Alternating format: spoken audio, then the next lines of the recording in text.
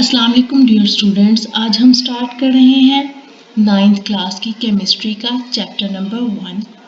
Dear students, आपको इस channel पर 9th और 10th की केमिस्ट्री, बायो, फिजिक्स और मैथ से रिलेटेड लेक्चर्स प्रोवाइड किए जाएंगे और बाकायदा उनकी एक प्लेलिस्ट भी बनाई जाएगी ताकि तमाम लेक्चर सीक्वेंस वाइज आप तक पहुंच सकें। तो चलिए स्टूडेंट्स, हम स्टार्ट करते हैं आज का लेक्चर। आज हम पढ़ेंगे 9th की केमिस्ट्री का चैप्टर नंबर 1। स्टूडेंट्स, हम वहीं से स्टार्ट लेते हैं जहाँ से आपने छोड़ा है। 8th क्लास में आप जनरल साइंस पढ़कर आए हैं। साइंस वर्ड साइंटिशिया से निकला है। साइंटिशिया के मतलब है नॉलेज। अगर आप गौर करें तो जनरल साइंस में आपको 3 कोर्सेज पढ़ने को मिले होंगे। फर्स्ट पार्ट, ये फर्स्ट पोर्शन जो कि आपने लिविंग ऑर्गेनिज्म से रिलेटेड पढ़ा होगा। सेकेंड पोर्शन केमिकल रिएक्शन से related and third one is related to force and pressure. तो साइंस को बेसिकली जो है वो 3 पार्ट्स में डिवाइड किया गया है। First one is the biology, second one is the chemistry and third one is physics. आज chapter number 1 fundamental of chemistry हम पढ़ेंगे। इस चैप्टर को इसके जो मेजर कॉन्सेप्ट्स हैं उनको 5 पॉइंट्स में डिवाइड किया गया है। पहला लेक्चर ब्रांचेस ऑफ केमिस्ट्री पे होगा, सेकंड लेक्चर बेसिक डेफिनेशंस पे होगा, थर्ड लेक्चर केमिकल स्पीशीज पे होगा, fourth Avogadro numbers and moles पे होगा and fifth one chemical calculation से रिलेटेड होगा। First of all, what is the chemistry? Chemistry science की एक ऐसी ब्रांच है जिसमें हम किसी भी केमिकल कंपाउंड की कंपोजिशन को स्टडी करते हैं, उसके स्ट्रक्चर को और उसकी प्रॉपर्टीज को स्टडी करते हैं। फॉर एग्जांपल वाटर के अंदर ये देखा जाएगा कि उसकी कंपोजिशन क्या है। जैसा कि वाटर 2 हाइड्रोजन एक ऑक्सीजन से मिलकर बनता है, ये इसकी कंपोजिशन है। फिर इसके स्ट्रक्चर को देखा जाएगा, उसकी प्रॉपर्टीज़ को देखा जाएगा। तो केमिकल कंपाउंड्स की जो ये स्टडी है, इसकी कंपोजिशन, स्ट्रक्चर, प्रॉपर्टीज़ की स्टडी, बेसिकली इसे केमिस्ट्री का नाम दिया गया है। अब हम स्टार्ट करेंगे ब्रांचेस। केमिस्ट्री को कुछ ब्रांचेस में डिवाइड किया गया है। First one is the physical chemistry. Physical chemistry एक ब्रांच है केमिस्ट्री की जिसमें केमिकल कंपाउंड्स की फिजिकल प्रॉपर्टीज को स्टडी किया जाता है और फिजिकल प्रॉपर्टीज के चेंज की वजह से उन पे क्या इफेक्ट आता है केमिकल कंपाउंड्स पे, ये देखा जाता है इसमें। फॉर एग्जांपल, कोई भी ऑब्जेक्ट या कोई भी एक सब्सटेंस फिजिकल प्रॉपर्टीज में ये देखा जाता है कि उस सब्सटेंस और ऑब्जेक्ट की स्टेट क्या है, वो लिक्विड फॉर्म में है, वो सॉलिड फॉर्म में है या गैस फॉर्म में है। और फिर अगर टेम्परेचर को इंक्रीज किया जाता है या डिक्रीज किया जाता है तो उसका उस स्टेट पर, सॉलिड, लिक्विड, गैस जो स्टेट्स हैं उन पे क्या इफेक्ट आता है, इस चीज़ को स्टडी किया जाता है फिजिकल केमिस्ट्री में।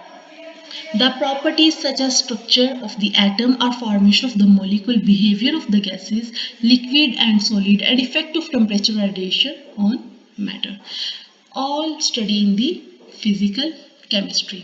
Next one is the organic chemistry. Organic chemistry,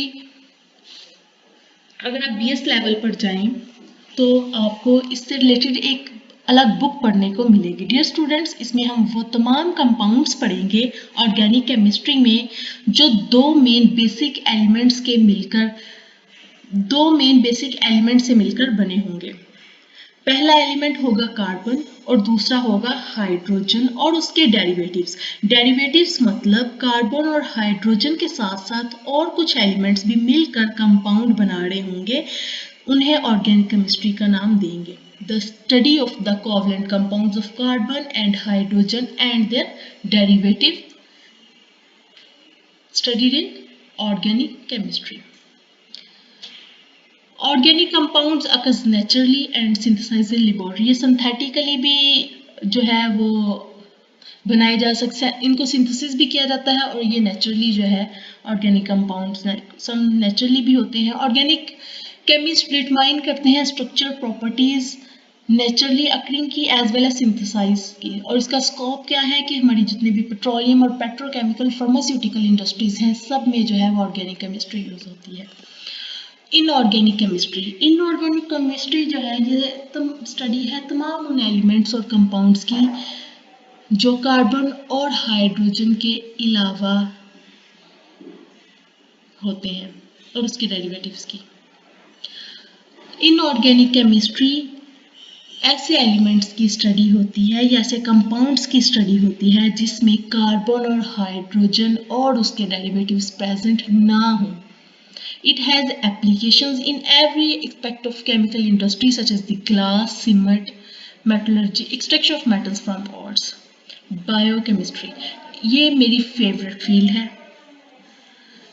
bio जहाँ पे आ जाए word its mean something in the living organisms. Chemistry is related to the chemical reactions, chemical compounds. For example आप breakfast करते हैं और फिर क्लास ले रहे हैं ब्रेकफास्ट के बाद, तो आपने जो ब्रेकफास्ट में फूड ली है या खुराक ली है उसमें बायो मॉलिक्यूल्स तो होंगे, जैसा कि लिपिड, कार्बोहाइड्रेट्स, प्रोटीन्स। तो इन सब की जो मेटाबॉलिज्म है उससे रिलेटेड मेटाबॉलिज्म है कि ऑल द केमिकल मेटाबॉलिज्म का मतलब ये है कि all the chemical reactions occurring in living body is known as metabolism. तो बायोकेमिस्ट्री ऐसी ब्रांच है केमिस्ट्री की जिसमें स्ट्रक्चर, कंपोजिशन और केमिकल रिएक्शंस ऑफ सब्सटेंस या कंपाउंड्स देखा जाता है जो कि लिविंग ऑर्गेनिजम्स में प्रेजेंट होते हैं। It covers all the chemical processes taking place in the living organisms such as the synthesis and metabolism of the biomolecules like carbohydrates, proteins and fats. अब बायोकेमिस्ट्री की एप्लीकेशंस क्या होंगी? ये medicine की field में, food sciences और agriculture की fields में इसकी एप्लीकेशन है। इंडस्ट्रियल केमिस्ट्री, जहाँ पर इंडस्ट्रियल केमिस्ट्री का नाम आता है its mean something related to the industries. ये ब्रांच है केमिस्ट्री की जिसमें हम स्टडी करते हैं स्पेशल कंपाउंड्स की मैन्युफैक्चरिंग। जो इंडस्ट्रीज होती हैं वहाँ पर केमिकल्स की फॉर्मेशन होती है, सिंथेसाइज किए जाते हैं, मैन्युफैक्चर किए जाते हैं केमिकल्स, और उनके लिए जो है वो रॉ मटेरियल यूज़ किए जाते हैं केमिकल्स, जैसा कि oxygen, chlorine, ammonia, caustic soda, nitric acid और सल्फ्यूरिक एसिड जैसे बेसिक केमिकल्स को यूज़ करते हुए कुछ fertiliser, soap, textile, agriculture product, paint या पेपर जैसी जो है वो चीज़ें बनाई जाती हैं। इंडस्ट्रियल केमिस्ट्री ब्रांच है केमिस्ट्री की that deals with the manufacturing of chemical compounds on commercial scale is called the industrial chemistry. It deals with the manufacturing of basic chemicals. इसमें कुछ बेसिक केमिकल्स यूज किए जाते हैं जैसे कि oxygen, chlorine, ammonia, caustic soda. ये basic elements हैं, इनको यूज करते हुए फर्टिलाइजर्स को बनाया जाता है, सोप को बनाया जाता है, टेक्सटाइल, एग्रीकल्चर प्रोडक्ट्स और पेंट्स, पेपर वगैरह को बनाया जाता है। Next one is the nuclear chemistry. Nuclear chemistry जहाँ पर न्यूक्लियर का वर्ड आ जाता है its mean something related to the nucleus. Nucleus से समथिंग रिलेटेड है। न्यूक्लियस जो है उसके सेंटर में atom, nucleus is present in the centre of the atom. जहाँ पर एटम का जिक्र आता है its mean something related to the energy. Nuclear chemistry is the branch of the chemistry that deals with the bioreactivity, nuclear process and properties. Main concern of this branch is with the atomic energy and its uses in daily life. इसकी applications medical fields में भी है, medical treatment में, radiotherapy में है, preservation of the food में है, generation of electrical power through nuclear reactors है। And next is the environmental chemistry. जहाँ पर इन्वायरमेंट की बात आ जाए it's mean something related to the environment and effect of the human activities on the environment. तो बेसिकली जो ये ब्रांच है केमिस्ट्री की इन्वायरमेंटल केमिस्ट्री, इसमें दो चीज़ों को स्टडी किया जाता है। एक तो कंपोनेंट्स ऑफ द इन्वायरमेंट को स्टडी किया जाता है, दूसरा effect of the human activities on the environment को चेक किया जाता है। अब इस environmental chemistry is related to other branches like biology, geology, ecology, soil and water. The knowledge of the chemical processes taking place in environment is necessary for its improvement and protection against pollution. And the last one is the analytical chemistry. जहाँ पर analytical का word आ जाए, it means it's something related to the analysis.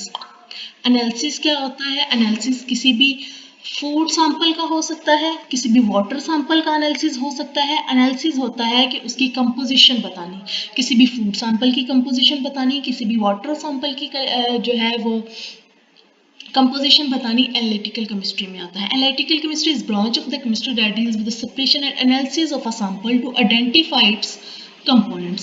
Scope of this branch cover food, water, environmental and clinical analysis. अब इसको दो तरह से divide किया गया है एनालिसिस को। क्वांटिटेटिव एनालिसिस है और क्वालिटेटिव। जो क्वालिटेटिव एनालिसिस है उसमें आइडेंटिफाई किया जाता है कि केमिकल कंपाउंड किस तरह के एलिमेंट से मिलकर बना है, ये क्वालिटेटिव में आता है। और क्वांटिटेटिव में क्वांटिटी आ जाती है कि हर कंपोनेंट की कितनी अमाउंट है। और क्वालिटेटिव एनालिसिस का एम होता है कि केमिकल प्रॉपर्टीज ऑफ सब्सटेंस को स्टडी किया जाता है उसमें, और क्वांटिटेटिव का एम होता है कि उसमें फिजिकल प्रॉपर्टीज ऑफ सब्सटेंस को स्टडी किया जाता है। आज का लेक्चर हमारा यहीं तक है। डियर स्टूडेंट्स, अगर आपको आज के लेक्चर में किसी भी किस्म की कोई कन्फ्यूजन है या आप कुछ पूछना चाहते हैं तो आप कमेंट सेक्शन में मेरे से पूछ सकते हैं। अगर आपको आज की वीडियो अच्छी लगी है तो काइंडली इसको लाइक कर दें और चैनल को सब्सक्राइब कर दें और बेल आइकन को भी प्रेस कर दें ताकि हर आने वाली वीडियो आप तक पहुंच सके। Thank you students, take care and अल्लाह हाफिज़।